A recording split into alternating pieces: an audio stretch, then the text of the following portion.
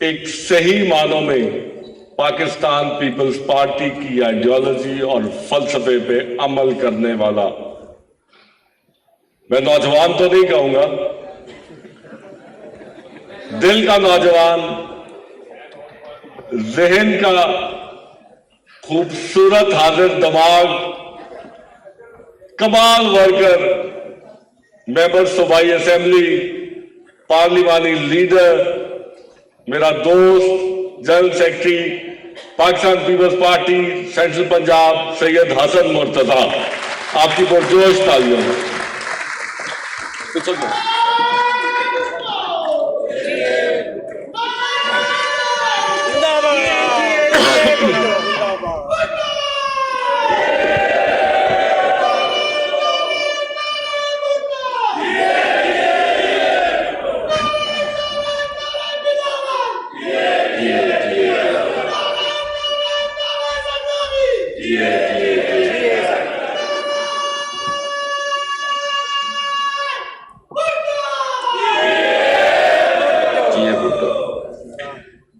बहुत शुक्रिया जी।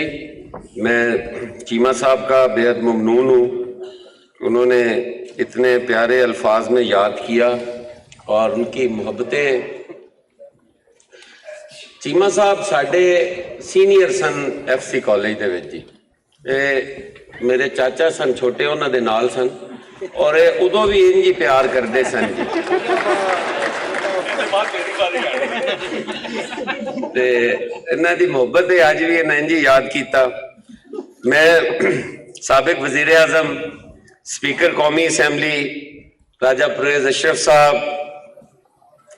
फरतुल्ला बाबर साहब, secretary general Pakistan Peoples Party Parliamentarians, Fahad Hussain साहब SAPM, साबिक vice chairman Pakistan Bar Council Abid Saqi साहब, शहजाद सईद चीमा, उन्हों की टीम, PYO, PSF, खवातीन, उलमा, डॉक्टर, तमाम साढ़े विंग्स और पाकिस्तान पीपल्स पार्टी दे जियाले, पाकिस्तान पीपल्स पार्टी नाल प्यार करने वाले लोग, मेरिया भैणा और सबनों मेरा सलाम। मैं काफ़ी तुसी गुफ्तगू सुनी फरतुल्ला बाबर साहब दी, और वो साढ़े बहुत ही मोहसिन, बड़े ही इंटलैक्चुअल, और उन्होंने गुफ्तगू जिहड़ी है वो मतलब मेरे जे बंदे दे तो उत्तू गुजर जाती है। फिर आबिद साकी साहब जी साढ़े भरा ने, उन्होंने भी गुफ्तगू बड़े दानिश्वर और समझ तो बाहर है कि मैनू उन्होंने तो बाद सद लिया है।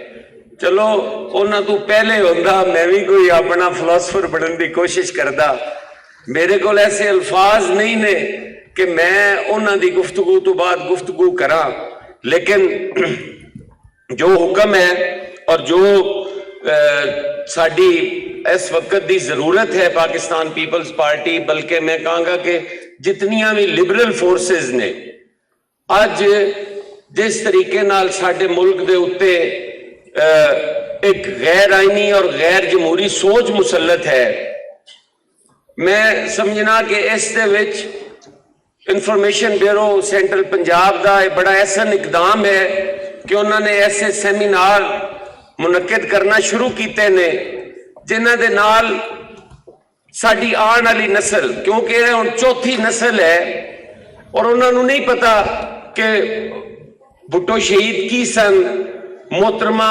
बेनजीर भुट्टो दियां की खिदमात सन, उन्होंने अगे जिहड़ी साडी परसैप्शन है वो इस तरह बना दी गई है कि जो साडा नाम आंदा है और वो समझते हैं कि यह सब तो वड्डे चोर भी ने और सब तो वड्डे डाकू भी ने। और मैं जरूर कहांगा उस नस्ल नूं और उस कौम नूं कि साडे ते तनकीद करो, पाकिस्तान पीपल्स पार्टी ही वाहिद वो जमात है जिसने इस मुल्क नूं डिलीवर किया है, और जेड़ा भी डिलीवर करता है वो जरूर तनकीद का निशाना बनता है। आज मेरे सारे साफी भाई, साफी दोस्त वो बैठे ने, मैं तो उन्होंने कलम का मजदूर समझना, और मैं समझना कि साडी असल ताकत ने पाकिस्तान पीपल्स पार्टी दी इस जद्दोजहद के अंदर उन्होंने एक बड़ा अहम रोल रहा है। हमेशा पाकिस्तान पीपल्स पार्टी की जद्दोजहद का हरावल दसता रहे ने और उन्होंने ही साढ़े तरह जाना दी कुर्बानियां दित्तियां ने। मैं कल एक शहीद के घर गया और बड़े अफसोस नाल वो बेचारे इस गल ते अफसुरदा सन कि सानू पोलिटिकल साइड तो कोई ठंडी हवा नहीं आई। साडा बच्चा अपनी ड्यूटी सर अंजाम देंदा होया शहीद होया और उनके उत्ते किसी नाबल सियासतदान ने कहा कि यह डाकू सी, यह डाकू सी, यह पुलिस वाला नहीं सी, इहनूं मार दिता, कोई हर्ज नहीं। मैं ना जदों ये सोच मुआशरे दे अंदर जन्म लैंदी है, पनपदी है, तो उत्थे जरूरी है कि वो लिबरल फोर्सेस भी जिहड़ियां ने वो अपना चेहरा उन्होंने सामने पेश करन और उन्होंने दसन कि पाकिस्तान के असल खालिक कौन सन, पाकिस्तान को बचाने वाले कौन सन और कौन लोग ने जिहड़े अज भी इस मुल्क को कमजोर वेखना चाहते हैं, अज भी इस वफाक को कमजोर वेखना चाहते हैं। लेकिन गुफ्तगू होर चली गई। 18th अमेंडमेंट साडा अज का टॉपिक सी और मैं चीमा साहब नूं इस गल ते जोर देंगा कि वो एक 18th अमेंडमेंट नहीं है। साडी जितनियां भी अचीवमेंट्स ने पाकिस्तान पीपल्स पार्टी दियां एक एक अचीवमेंट का दसिया जाए तो लोग आने वाली कौम वेखे कि यार जिन्होंने असीं चोर आख रहे हैं उन्होंने असल चेहरा है की। क्या 18th अमेंडमेंट तो पहले जदों ये जमीन बेआईन सी और उन्होंने शहीद जुल्फकार अली भुट्टो ने 1973 दे विच आइन दिता और वो आइन जिहड़ा है अक्सरीयत राय नाल पास नहीं सी होया। अक्सरीयत राय नाल पास होने वाला आइन जिहड़ा है वो किसी दी फेवर विच हुंदा है, किसी दे खिलाफ हुंदा है, उहदे विच कोई लकूना रह सकता है, उहदे विच कोई कमी कोताही रह सकती है। लेकिन शहीद जुल्फकार अली भुट्टो ने इतनी वड्डी ओपोजिशन की मौजूदगी के अंदर 73 का मुतफिका आइन दिता जिस आइन ने काफी अरसा तक डिक्टेटर्स नू महदूद रखिया। वो आमरीयत का पूरा रास्ता तो नहीं रोक सके लेकिन वो महदूद जरूर होए उस आइन दे नाल। और इहो जी जुराइम की अगर लिस्ट गिनी जाए तो शहीद जुल्फकार अली भुट्टो की वो बहुत तवील सी। शहीद जुल्फकार अली भुट्टो जो 73 का आइन दिता और मैनू शायद कोई गलत फहमी भी होवे, फरतुल्ला बाबर साहब भी बैठे ने, राजा परवेज अशरफ साहब भी तशरीफ फरमा ने, बाकी दीगर कायदीन भी ने और वो 4 साल की गालबन असैम्बली सी और उस 4 साल की असैम्बली दे विच अगर उन्होंने अचीवमेंट्स गिनीए तो लोग हैरान रह जाते हैं। अज एक छोटी जी वजारत खारजा की कॉन्फ्रेंस हुई और उन्होंने OIC का नाम दे के इतनी वड्डी हाइप क्रिएट की गई पूरी दुनिया कि OIC हो गई है, OIC हो गई है और इमरान खान साहब ने पता नहीं की कमाल कर दिता है। शहीद जुल्फकार अली भुट्टो ने OIC की इस्लामी सरबराहान दी और पूरी दुनिया दे इस्लामी सरबराहान मुमलिकत इत्थे तशरीफ ले आए और शहीद जुल्फकार अली भुट्टो ने उत्थे उन्होंने कहा कि मैं एटम बॉम्ब बनाना चाहना और वो इस्लामी एटम बॉम्ब होएगा।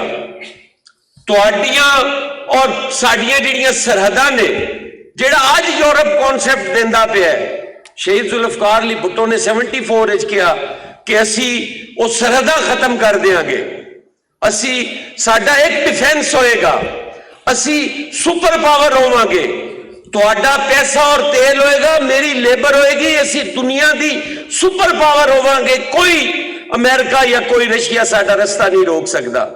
ये जुराइम सन उन्हां दे। लेकिन जदों असी कौम दे कोल जाने आ ते कौम बिल्कुल साडे बारे विच फ्लैट है, असी दसन ते कासिर हां कि असी कीता की है, असी साडा पीपल्स पार्टी इस मुल्क नूं दिता की है और इन्हां जुर्मां दे विच कोई छोटी सजा नहीं पाई। असी शहीद जुल्फकार अली भुट्टो नूं तख्ते दार ते लटकना पिया, मोहतरमा बेनजीर भुट्टो शहीद नूं सरेराह बाजार के अंदर दिन दिहाड़े कतल कर दिता गया। मुर्तजा भुट्टो, शाहनवाज भुट्टो, बेगम नुसरत भुट्टो, ये सारे उन्होंने तशद्दद और जबर का निशाना बने, सारे कतल किया गया। क्या पाकिस्तान पीपल्स पार्टी, मेरा एक सवाल है अज दे इन्हां दानिशवरां तों कि पाकिस्तान पीपल्स पार्टी क्या ऐसी चोर जमात है कि उन्होंने विच तबई मौत ही कोई नहीं? अज भी अगर किसी को खतरा है तो मेरी क़यादत को खतरा है, क्योंकि असी भुट्टो साहब की उस तारीख को लैके चल रहे हैं। असी अज भी आखने कि 18th अमेंडमेंट की शक्ल दे विच असी उन्हां कुवतां दा रस्ता रोकिया जिहड़ी अज तुहाडे मुल्क दे सब तो वड्डे अहुदे ते बैठा होया गैर आईनी शख्स, आईनी अहुदे ते बैठा होया गैर आईनी शख्स, अगर उसके कोल वो ताकत और कुवत होंदी कि वो असैम्बली तोड़ सकता या वो जमहूरीयत वालों बुरी निगाह नाल वेख सकता तो वो यकीनन वेख्या। उन्हें कतन भी इस मुल्क के अंदर जमहूरीयत नहीं सी रहन देनी। लेकिन ये आसिफ अली जरदारी का वड्डा पंथ सी कि उन्होंने अपनी तमाम तर ताकत पार्लीमेंट नूं दे दी गई। उन्होंने पार्लीमेंट नूं मजबूत किया, उन्हें पार्लीमेंट की सुपरमेसी की गल की, उन्हें सिविल सुपरमेसी की गल की और उन्होंने मजबूत किया और गल्लां दी हद तक नहीं किया। उन्हें बजरिया आइन इख्तियारात उन्होंने दिते। मैं अपने जिहड़े साडे अज इतिहादी ते सी उन्होंने नहीं आख सकते, जिहड़े साडे वोट जिन्हां दे असीं वोटर्स हाँ, जिन्हों असी वोट दिता नो कॉन्फिडेंस लई, और वो इसलिए दिता असी वोट कि इस मुल्क के अंदर अगर देर हो जाती और उन्होंने इकतदार तो अलहदा न किया जाता तो शायद इस मुल्क नाल कोई अलमिया होंदा। असी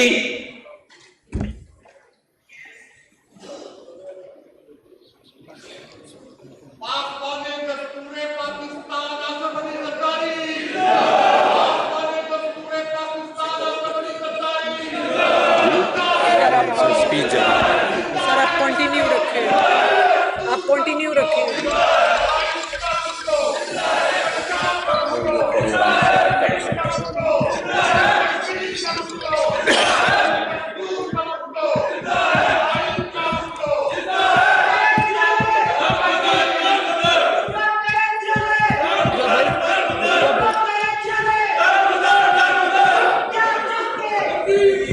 थोड़ा सा काइंडली रश स्टेज से कम करना।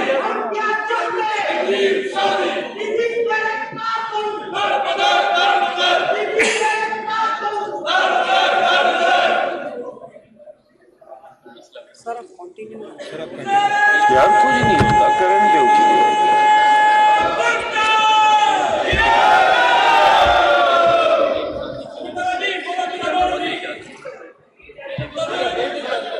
चलो हो जाता है।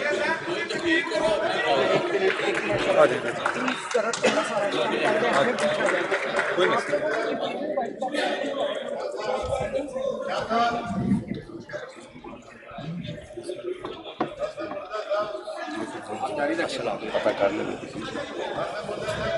सर, एक सेकंड राणा साहब है, हो रही है गल कोई सदर पे थे परवेज अली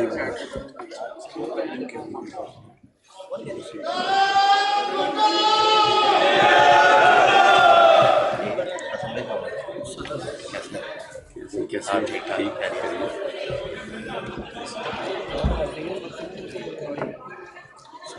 एग्री बदनज़मी तकरीर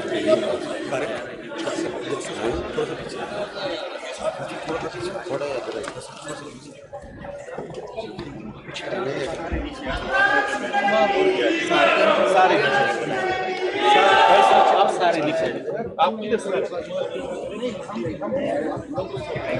आप इधर आ जाइए, आपके बीच में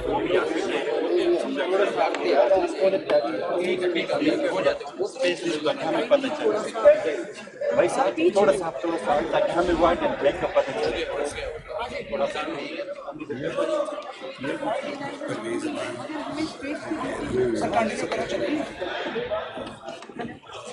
चलो हो गया।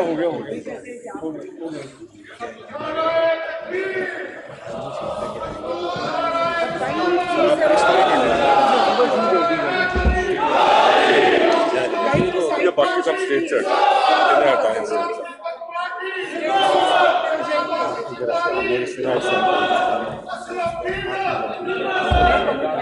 जी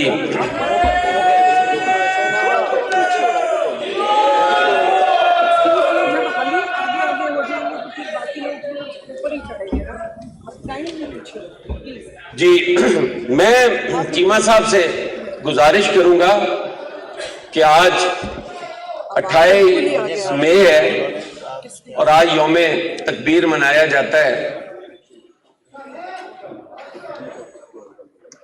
मैं अर्ज कर रहा था अपने इत्तेहाद के हवाले से कि हमने जो वोट किया वो कोई इत्तेहाद नहीं है। हमने एक माइंडसेट को, एक सोच को हटाने के लिए वोट किया। हमने उसके बदले लिया कुछ नहीं है। हम आज भी पंजाब के अंदर बहैसियत उनके वोटर और अपनी क़यादत के हुक्म के मुताबिक हम उनके साथ हैं और हम इसको बर्डन शेयरिंग कहते हैं कि ये बर्डन शेयरिंग है उनके साथ हमारी। आज मुल्क को जरूरत है, आज कौम को जरूरत है और पाकिस्तान पीपल्स पार्टी वो वाहिद पॉलिटिकल फोर्स है जिसने हमेशा मुश्किल फैसले लिए। उससे पाकिस्तान पीपल्स पार्टी तो कमजोर हुई लेकिन वफाक मजबूत हुआ। हमने वफाक की खातिर ये मुश्किल फैसले भी किए और आने वाले वक्त में भी पाकिस्तान पीपल्स पार्टी एक बहैसियत एक मुहिब्बुल वतन जमात होने के वो ऐसे फैसले लेती रहेगी। और मैं चीमा साहब से गुजारिश करूंगा कि चीमा साहब अगर आज आप 18th अमेंडमेंट पे सेमिनार करवा रहे हैं तो ये ज्यादा बेहतर होता कि आज 28 मई के हवाले से, यौम तकबीर के हवाले से, जिस जुर्म में मेरा कायद तख्तेदार पे लटका, आज अगर एटम बॉम्ब का जिक्र होता, आज यहां पर उस पर सेमिनार हो रहा होता और जिन्होंने पटाखे चलाए उनका जिक्र तो आज तारीख में मौजूद है। लेकिन शहीद कायद जुल्फकार अली भट्टो जिन्होंने जान का नजराना पेश किया और एटम बॉम्ब को पाकिस्तान की तकदीर कहा, उन्होंने कहा कि ताकत का तवाज़ुन इस खित्ते में नहीं रह सकता। ताकत का तवाज़ुन अगर रखना है तो मेरी कौम भी चाहे उसे घास खाना पड़े वो घास खाएगी लेकिन एटम बॉम्ब जरूर बनाएगी। आज उस पे भी होना चाहिए, OIC पे भी होना चाहिए। आज अगर आप देखें, मैं शायद मौजू से हट रहा हूं लेकिन आज मौका मिला है तो मैं चाहता हूं कि मैं बताऊं। आज समुंदर पार पाकिस्तानी बैठकर पाकिस्तान पीपल्स पार्टी को गाली देते हैं और कहते हैं कि पाकिस्तान पीपल्स पार्टी ने इस मुल्क को कमजोर किया है, इस मुल्क के वसाइल पर डाके डाले हैं। ओ खुदा के बंदो, पाकिस्तान पीपल्स पार्टी है जिसने आपको पासपोर्ट का हक दिया, आपको बैरून मुल्क जाने का मौका फराहम किया। मेरा गांव कोई कम से कम 20,000 की आबादी पर उसकी आबादी है। 3 पासपोर्ट थे उस गांव पूरे में। मैं ट्रेवल नहीं कर सकता था अगर शहीद जुल्फकार अली भुट्टो पासपोर्ट ना देते। इस कौम को ये तो बताएं कि जिनको डाकू कह रहे हो उन्होंने तो तुम्हें समुंदर पार जाने का मौका फराहम किया। आपको ये आज जो डॉलर्स आप कहते हैं ना रेमिटेंस की शक्ल में आते हैं, ये शहीद जुल्फकार अली भुट्टो की देन है।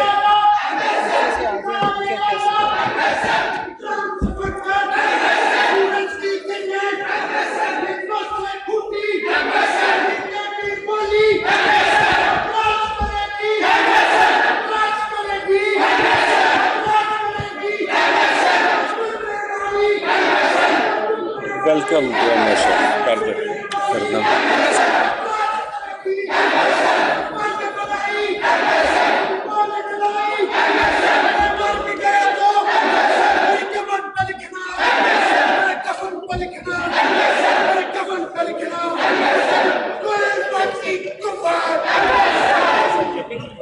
मैं अपने एमएसएफ के साथियों को खुशामदीद कहता हूं, एमएसएम के लोगों को खुशामदीद कहता हूं।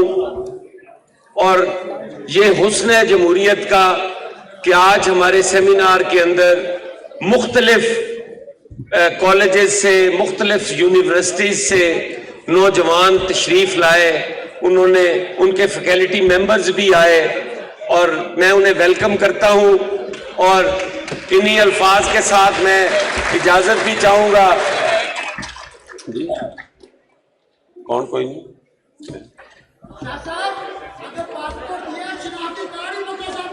वो तादी बने आई में